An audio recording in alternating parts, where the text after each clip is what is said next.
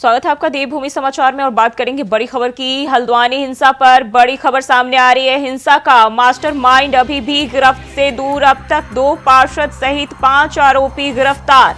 सरकारी जमीन पर बनाया था अवैध मदरसा। बनभूलपुरा को छोड़ अन्य जगहों पर कर्फ्यू में ढील। इंटरनेट सेवा कुछ जगहों पर की गई बहाल। सीएम धामी बोले, देवभूमि में गलत बर्दाश्त नहीं।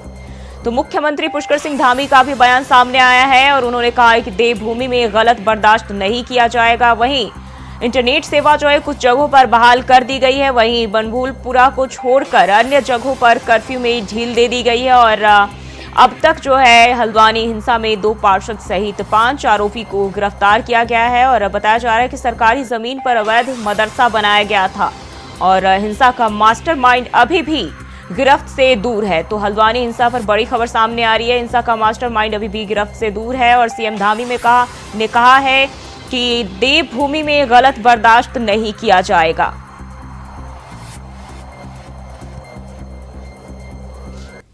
मामले में अब तक 2 पार्षद सहित 5 आरोपी को गिरफ्तार कर लिया गया है और सरकारी जमीन पर अवैध मदरसा बनाया गया था जिसको लेकर कार्रवाई की गई है।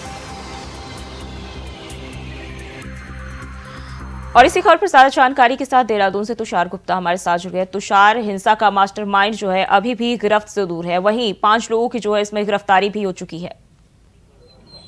देखिए, बिल्कुल जिस तरह से 8 फरवरी को ये घटना हुई है उसके बाद से ही पुलिस एक्टिव मोड में नज़र आ रही है और लगातार जो आरोपी है इसके पीछे उनकी जो तलाश है और साथ साथ गिरफ्तारी का जो दौर है वो चलाया जा रहा है। अभी तक मैं बता दूं तो 5 गिरफ्तारी इसमें हो चुकी है जिसमें 2 पार्षद बताए जा रहे हैं। तो ऐसे में साफ तौर पर जो लोकल्स थे, जो नेता थे, उनकी भी इसमें पूरी तरह से सहभागिता साफ तौर पर नज़र आती है। और ऐसे में पुलिस लगातार जो गिरफ्तारी है वो कर रही है। साथ साथ ये सूत्रों के अनुसार एक खबर भी सामने आ रही है कि एक टीम को पश्चिमी उत्तर प्रदेश भेजा गया है। बरेली से इसके तार जुड़े हुए साफ तौर पर नज़र आ रहे हैं क्योंकि एक जिसकी पुष्टि नहीं हुई है, एक मौत की, वो बरेली जाते हुए उसकी मौत हुई है। और ये भी माना जा रहा है जो मेन मुख्य आरोपी है वो पश्चिमी उत्तर प्रदेश में। ऐसे में बहुत ज़रूरी है कि वहाँ पर जो पुलिस प्रशासन की टीम है वो पहुँची है और उसे पहले से गिरफ्तार किया गया है। और इस आरोपी की मैं बात करूँ तो इसके नाम पर ही पूरी ज़मीन थी, इसी ने पूरे अवैध कब्जा इस पर किया हुआ था और इसी ने माना जा रहा है कि इसने ही भीड़ को भड़काने का काम किया था। तो ऐसे में इसे जो आरोपी है उसे गिरफ्तार करने की बहुत ज़रूरत है और ऐसे में एक टीम को पश्चिमी उत्तर प्रदेश भेजा गया है। और साफ तौर पर पुलिस का भी सूत्रों के अनुसार ये कहना है कि जो पेट्रोल बम बनाए गए थे, जो बनाने वाला था उसे वो भी पश्चिमी उत्तर प्रदेश से आया था। तो ऐसे में पूरी घटना का जो तार है वो पश्चिमी उत्तर प्रदेश से जुड़ता हुआ नजर आ रहा है। लेकिन जिस तरह की घटना हुई वो पूरी तरह से प्री प्लान थी। जिस तरह से पार्षदों की इन्वॉल्वमेंट आ रही है, साथ साथ जिस तरह से वहाँ पर पेट्रोल बम बनाए गए, बरेली से बुलाया गया, तो कहीं ना कहीं जिस तरह से पूरी प्री प्लानिंग की गई वो काफ़ी दुखदायक है। तो ऐसे में प्रशासन पूरी तरह से सख्त है। मुख्यमंत्री पुष्कर सिंह धामी ने भी साफ कह दिया है कि दोषियों को कड़ी सजा मिलेगी और ऐसे में लगातार जो गिरफ्तारी है उसका दौर जारी है। और अभी तक मैं बात करूँ तो 5,000 लोगों के ऊपर जो FIR है वो दर्ज की गई है, जिसमें 5 लोगों को गिरफ्तार किया गया है और दर्जन भर से अधिक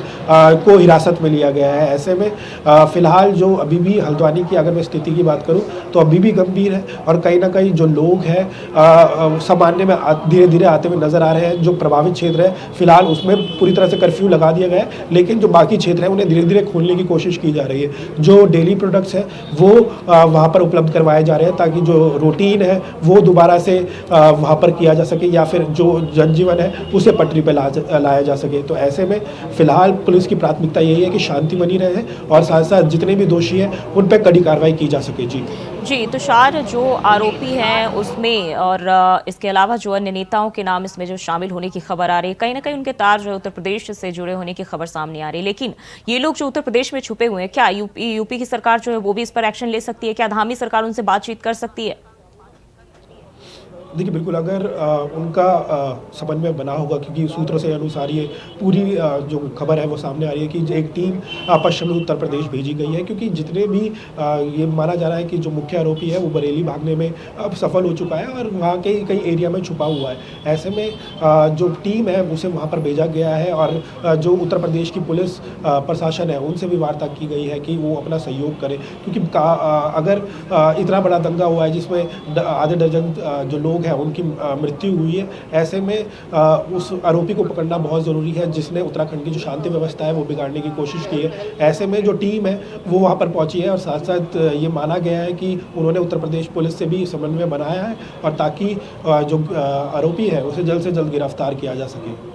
जी, तुषार बने रहे हमारे साथ, अगली खबर पे भी आपका रुख करेंगे। और हल्द्वानी हिंसा से जुड़ी अपडेट सामने आ रही है। बरेली और उत्तर प्रदेश से जुड़े उपद्रवियों के तार सूत्रों के हवाले से जानकारी सामने आ रही है। पश्चिमी उत्तर प्रदेश भेजी गई पुलिस की टीम, कई उपद्रवियों के राज्य से बाहर जाने की सूचना मिली है। सूत्रों के हवाले से जानकारी सामने आ रही है। उत्तर प्रदेश का था पेट्रोल बम बनाने वाला आरोपी, तो पेट्रोल बम बनाने वाला आरोपी उत्तर प्रदेश का बताया जा रहा है। वहीं उत्तराखंड पुलिस जो है हर पहलू से मामले की जांच में जुट गई है।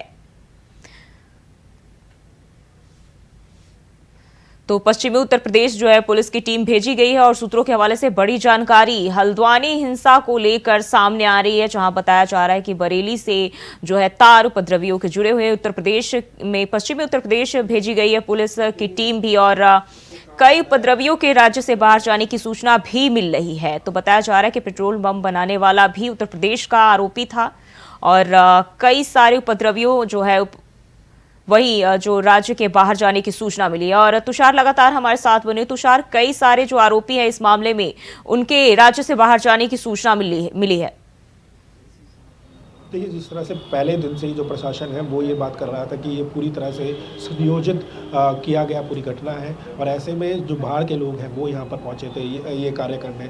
उत्तर प्रदेश से माना जा रहा है कि जो लोग हैं वो यहाँ पर पहुँचे थे और उन्होंने ही जो पेट्रोल पंप की जो कला है वो लोगों को सिखाई थी, ताकि जो लाठी डंडा है साथ साथ जितने भी हथियार हैं वो पहुँचाने की कोशिश की गई थी उत्तर प्रदेश के द्वारा। और ऐसे में बहुत ज़रूरी है कि ऐसे तंत्रों को भी ढूंढा जाए और ऐसा माना जा रहा है कि कुछ लोग उसी वक्त भाग गए थे उत्तर प्रदेश, जो मेन मुख्य आरोपी थे, जिसमें जो मुख्य आरोपी बताया जा रहा है जिसने पूरा अवैध अतिक्रमण किया था, उसके द्वारा ये सब पूरी टीम बुलाई गई थी ताकि जो शांति व्यवस्था है उत्तराखंड की बिगाड़ी जाए। और ऐसे में जो पुलिस टीम है वो भी पश्चिमी उत्तर प्रदेश भेजी गई है। तो कहीं ना कहीं जो तार है साफ तौर पर जुड़ते हुए उत्तर प्रदेश से आते हुए नजर आ रहे हैं, क्योंकि पूरा हल्द्वानी की मैं बात करूँ तो उत्तर प्रदेश से सटा हुआ इलाका है। तो ऐसे में बहुत जो लोग हैं वो बहुत जल्दी में जो स्टेट है वो बदल लेते हैं। तो ऐसे में माना जा रहा है कि जो लोग हैं वो उत्तर प्रदेश चले गए हैं, जो उपद्रवी थे, जो मुख्य आरोपी थे। लेकिन जो टीम है पुलिस प्रशासन ने भी तो वहाँ पर भेजी है। तो हर एंगल से पुलिस अपनी जांच कर रही है और ऐसा माना जा रहा है कि जल्द उन्हें भी गिरफ्तार कर लिया जाएगा। जो मुख्य आरोपी है उन्हें भी अब सलाखों के पीछे करा जाएगा और जिन्होंने जो देवभूमि है उनकी शांति व्यवस्था बिगाड़ने की कोशिश की है उन पर कड़ी कार्रवाई की जाएगी। जी, क्या जो भी इस मामले में आरोपी जो गिरफ्तार हुए हैं उन्होंने कुछ जानकारी दी है? पूछताछ में उनसे कुछ पता चला है कि क्यों इस तरह के वारदात को अंजाम दिया गया, उनकी मंशा क्या थी इसके पीछे? देखिए बिल्कुल, अगर पुलिस की बात करूं तो पुलिस का ये साफ तौर पर कहना है कि फ़िलहाल जो पूरी जांच है हमने उसे गुप्त रखने की कोशिश की है ताकि जो इसमें और भी इन्वेस्टिगेशन हो वो तेज़ी से हो सके। ऐसे में अभी फ़िलहाल जो 5 आरोपी हैं उनका कल शनिवार रात को मेडिकल कराया गया और उसके बाद उन्हें फ़िलहाल गिरफ्तार कर लिया गया और जो पूछताछ का दौर है वो चलाया जा रहा है ताकि उनसे जो मुख्य आरोपी है उनके बारे में जाना जा सके। और जो मुख्य आरोपी है उसका माना जा रहा है कि वो फ़िलहाल हल्द्वानी में नहीं है, वो कहीं और स्टेट पर भाग चुका है, लेकिन उसे जल्द से जल्द पकड़ने की कोशिश की जा रही है। अगर वो उसे पकड़ने में देरी हुई तो कहीं ना कहीं वो और भी स्टेट्स या फिर दूर भाग सकता है, लेकिन पुलिस की प्राथमिकता यही रहेगी कि उसे जल्द से जल्द पकड़ा जाए। ऐसे में लगातार जो इन्वेस्टिगेशन है वो 5 आरोपी से की जा रही है। जितने लोगों को हिरासत में लिया गया है, करीब 2 दर्जन से अधिक जो लोग हैं उन्हें हिरासत में लिया गया है, तो उनसे भी पूछताछ की जा रही है। और साथ साथ वहाँ के जो स्थानीय लोग हैं जिनके घरों से पत्थर मारे गए, जो उपद्रवी थे, उनके घर पर भी जो पुलिस है वो टीम जा रही है, वहाँ भी पूछताछ कर रही है कि किसने आपको उकसाने की कोशिश की है, कौन है मुख्य आरोपी। लेकिन फिलहाल जो नाम सामने आ रहा है, वो जो लोग सामने आ रहा है, जिसने जो अवैध अतिक्रमण किया था, जिसने मदरसा बनाया था, वो अवैध पूरी ज़मीन पर, उस पर जो कार्रवाई है वो की जाएगी और उसे ढूंढने के लिए लगातार जो पुलिस है टीम है वो उत्तर प्रदेश रवाना कर दी है। कई स्टेट में भी ये माना जा रहा है कि और भी टीमें भेजी जा सकती है, लेकिन हर एंगल से पुलिस फिलहाल इस पूरे मामले की जांच कर रही है। जी, तुषार बने रहिए हमारे साथ, अगली खबर पे भी आपका रुख करेंगे। और खबर देहरादून से है, जहां हल्द्वानी में सुरक्षा व्यवस्था के लिए कड़े कानून बनाए गए, जिसके चलते केंद्रीय अर्धसैनिक बलों की 4 कंपनी तैनात की गई। वहीं मुख्य सचिव ने केंद्रीय गृह सचिव को पत्र लिखा कि पत्र में हल्द्वानी और बनभूलपुरा क्षेत्र को चौकसी जो है वो बढ़ाई जाए।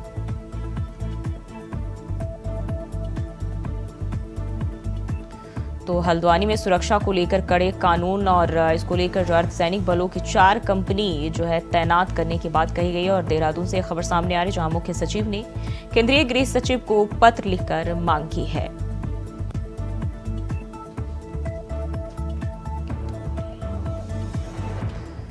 तो हल्द्वानी सुरक्षा को लेकर कड़े कानून किए जाने की तमाम कोशिशें किए जा रहे हैं और मुख्य सचिव ने केंद्रीय गृह सचिव को पत्र भी लिखा है।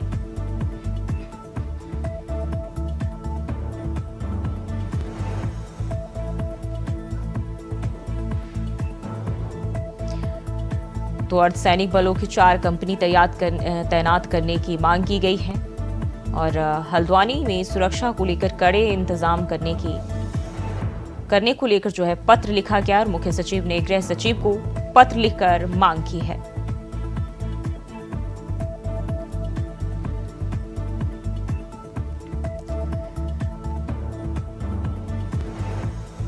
तो हल्द्वानी में सुरक्षा को लेकर कड़े कानून के लिए जो है पत्र लिखा गया और मुख्य सचिव ने गृह सचिव को पत्र लिखकर 4 अर्धसैनिक बलों की कंपनी तैनात करने की मांग की है।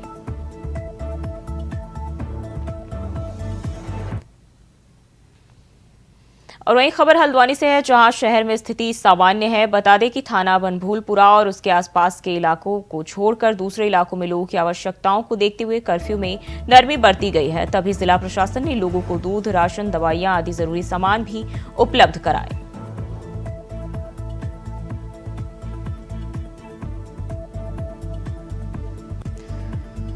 तो फिलहाल हल्द्वानी के हालात जो है वो सामान्य बताए जा रहे हैं और कर्फ्यू में भी थोड़ी ढील दे दी गई है और जो रोजमर्रा की जरूरत है प्रशासन की ओर से जरूरतों को ध्यान में रखते हुए उन्हें उपलब्ध कराया जा रहा है।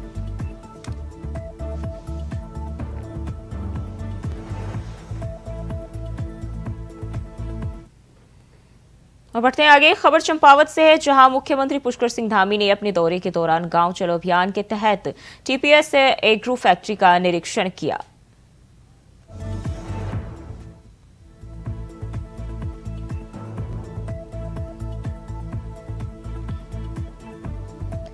तो गांव चलो अभियान में सीएम धामी शामिल हुए और 2 दिवसीय दौरे पर जो है चंपावत दौरे पर मुख्यमंत्री पुष्कर सिंह धामी रहे, जहां टीपीएस एग्रो फैक्ट्री का निरीक्षण मुख्यमंत्री ने किया।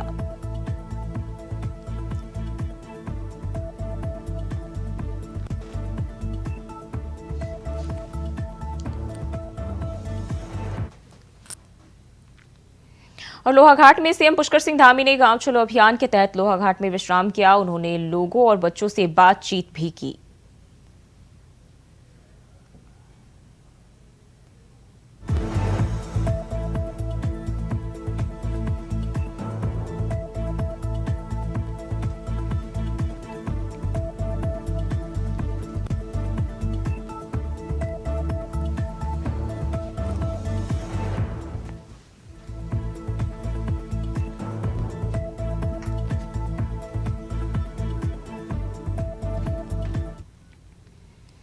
और देहरादून से बड़ी खबर सामने आ रही है। नितिन गडकरी का 1 दिवसीय उत्तराखंड दौरा। 13 फरवरी को टनकपुर आएंगे नितिन गडकरी। राष्ट्रीय राजमार्ग प्रोजेक्ट का करेंगे शिलान्यास। टनकपुर से फिर हरिद्वार आएंगे नितिन गडकरी। हरिद्वार में भी राष्ट्रीय राजमार्ग का करेंगे शिलान्यास। शिलान्यास के बाद दिल्ली लौटेंगे नितिन गडकरी। भाजपा महामंत्री आदित्य कोठारी ने दी जानकारी। तो भाजपा महामंत्री आदित्य कोठारी की ओर से जानकारी दी गई है। 13 फरवरी को टनकपुर नितिन गडकरी आएंगे और बड़ी जानकारी सामने आ रही है। शिलान्यास के बाद दिल्ली वापस लौटेंगे और हरिद्वार में भी राष्ट्रीय राजमार्ग का शिलान्यास करेंगे और टनकपुर से जो है हरिद्वार जाएंगे नितिन गडकरी। तो बड़ी जानकारी सामने आ रही है। नितिन गडकरी 13 फरवरी को टनकपुर आएंगे, राष्ट्रीय राजमार्ग प्रोजेक्ट का शिलान्यास करेंगे। तो देहरादून से बड़ी खबर सामने आ रही है। नितिन गडकरी का एक दिवसीय उत्तराखंड दौरा, 13 फरवरी को टनकपुर आएंगे नितिन गडकरी। भाजपा महामंत्री आदित्य कोठारी ने दी जानकारी। दौरे को लेकर भाजपा महामंत्री आदित्य कोठारी ने जानकारी दी है और नितिन गडकरी का एक दिवसीय उत्तराखंड दौरा है। 13 फरवरी को टनकपुर आएंगे नितिन गडकरी।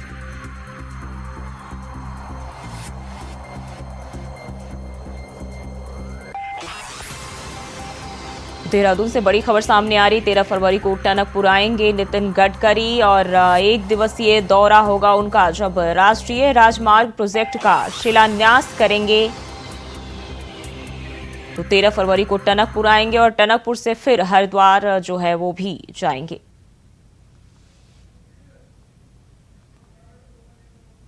तो 13 फरवरी को टनकपुर दौरे पर नितिन गडकरी रहने वाले और देहरादून से बड़ी खबर सामने आ रही है। नितिन गडकरी का एक दिवसीय उत्तराखंड दौरा रहने वाला है 13 फरवरी को और टनकपुर से हरिद्वार भी जाएंगे, जहां राष्ट्रीय राजमार्ग का शिलान्यास करेंगे और हरिद्वार में। और तुषार गुप्ता लगातार हमारे साथ बने हुए। तुषार, नितिन गडकरी का एक दिवसीय दौरा है 13 फरवरी को, क्या जानकारी है आपके पास? तो जो केंद्र मंत्री नितिन गडकरी वो उत्तराखंड दौरे पर आने वाले हैं और टनकपुर में जिस तरह से जो लगातार पूरे देश भर में हम देख रहे हैं कि जिस तरह से जो सड़कों का निर्माण हुआ है, विकास की जो चौमुखी धारा बही है, वो नितिन गडकरी के केंद्र मंत्री में आते हुए जो कई प्रोजेक्ट्स हैं वो देखने को मिले हैं। और उसके तहत जो दिल्ली से देहरादून का जो रास्ता बन रहा है उसमें भी लगातार जो नितिन गडकरी हैं वो अपना भागीदारी देते हुए नजर आ रहे हैं। ओम पर्वत की मैं बात करूँ तो वहाँ पर तक भी रास्ते की बात की जा रही है, आदि कैलाश तक की बात की जा रही है। तो ऐसे में जो टनकपुर से जो राजमार्ग की जो शुरुआत है उसका शिलान्यास करने जा रहे हैं। वही हरिद्वार से मैं बात करूं तो हरिद्वार में भी एक राजमार्ग का जो शिलान्यास है वो करने जा रहे हैं। तो ऐसे में जो प्रदेश की जनता है और देश की जनता है उन्हें एक सौगात नितिन गडकरी देने जा रहे हैं, जो केंद्र सरकार है वो देने जा रही है। ऐसे में बहुत कहा जा सकता है कि उनके लिए जो स्वागत किया जा रहा है उनकी तैयारी भी शुरू कर दी गई है। भाजपा के जो संगठन है उन्होंने जो जिम्मेदारी है वो वहाँ के नेताओं को दी गई है, जो जिला अध्यक्ष है, और साथ साथ जो कार्यक्रम रहेगा उसमें अभी फिलहाल उसकी पूरी तरह से लिस्ट सामने नहीं आई है, लेकिन उनका 13 फरवरी को पूरा कहा जा सकता है कि उनका पूरा रोड मैप बन चुका है। टनकपुर में वो आएंगे, राजमार्ग का वो शिलान्यास करेंगे, उसके बाद हरिद्वार पहुंचेंगे और हरिद्वार में भी उनका एक शिलान्यास का कार्यक्रम है। ऐसे में बड़ी सौगात भारत की जनता को मिलने वाली है। लेकिन जिस तरह से नितिन गडकरी ने पूरी कहा जा सकता है सड़कों का जाल पूरे देश भर में फैलाया है, उससे कहीं ना कहीं ऐसा लगता है जो पूरी चीज़ें हैं वो कहीं ना कहीं प्रशंसनीय है। जी, तैयारियों को लेकर क्या तैयारियां की जा रही है? उनके आने को लेकर सुरक्षा व्यवस्था की बात कर लें तो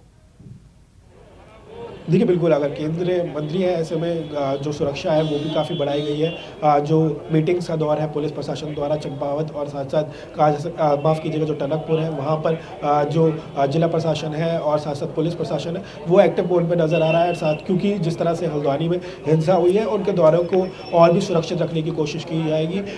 जो हरिद्वार में बात करूँ तो हरिद्वार में भी जो जिला पुलिस प्रशासन SSP है उनकी जो बैठक होने जा रही है कल परसों में। ऐसे में जो केंद्र मंत्री हैं उनकी सुरक्षा अत्यधिक बढ़ाई जाएगी, क्योंकि हल्द्वानी में जिस तरह से हिंसा हुई है तो सुरक्षा के लिहाज से इस बार जो केंद्र मंत्री जब आएंगे तो उनकी सुरक्षा अत्यधिक देखने को मिलेगी। लेकिन उनका जो 13 फरवरी को जो पूरा कार्यक्रम प्रस्तावित हुआ है उससे कहीं ना कहीं जो साथ साथ जो प्रदेश की जनता है, भाजपा संगठन है, उसमें खुशी का माहौल है। जी तुषार, बहुत बहुत शुक्रिया आपका तमाम जानकारी के लिए।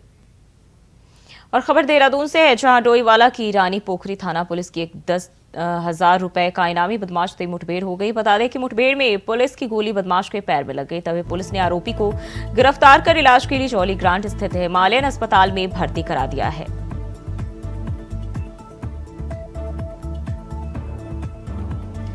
तो पुलिस और बदमाश के बीच मुठभेड़ हो गई, जहां मुठभेड़ के दौरान बदमाश के पैर में गोली लगी और पुलिस ने आरोपी को इलाज के लिए अस्पताल में भर्ती करा दिया है।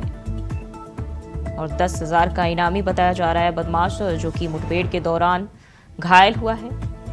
पैर में गोली लगने से बदमाश घायल हुआ है। दरअसल देहरादून से खबर सामने आ रही है, पुलिस और बदमाश के बीच मुठभेड़ हो गई, जहां पुलिस ने आरोपी को गिरफ्तार कर लिया है।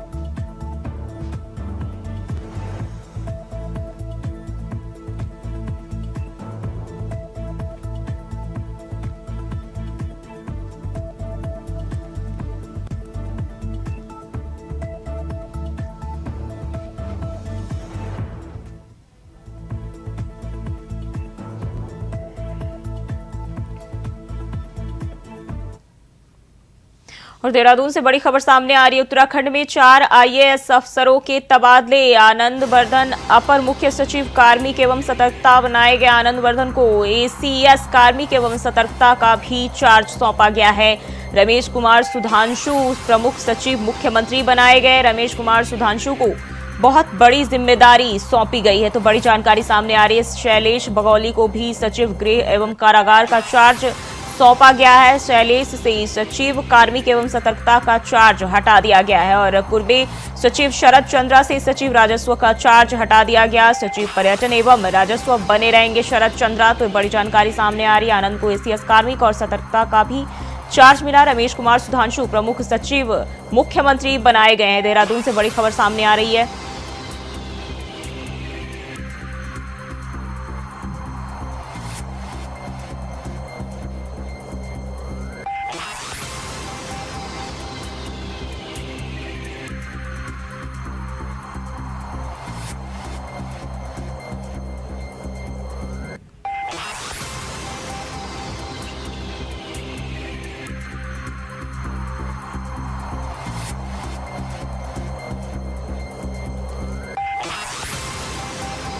और इस दौरान जो है 4 आईएएस अफसरों के तबादले किए गए हैं। आनंद वर्धन अपर मुख्य सचिव कार्मिक और सतर्कता बनाए गए हैं। इसके साथ ही आनंद को एसीएस कार्मिक और सतर्कता का भी चार्ज सौंपा गया है। इसके बाद रमेश कुमार सुधांशु प्रमुख सचिव बनाए गए और रमेश कुमार सुधांशु को बहुत बड़ी जिम्मेदारी सौंपी गई है। शैलेश बगौली को सचिव गृह और कारागार का भी चार्ज सौंपा गया है। तो 4 आईएएस अफसरों के तबादले किए गए हैं। देहरादून से जानकारी सामने आ रही है। आनंद को एसीएस के कार्यभार सौंपे गए हैं। रमेश कुमार सुधांशु प्रमुख सचिव बनाए गए।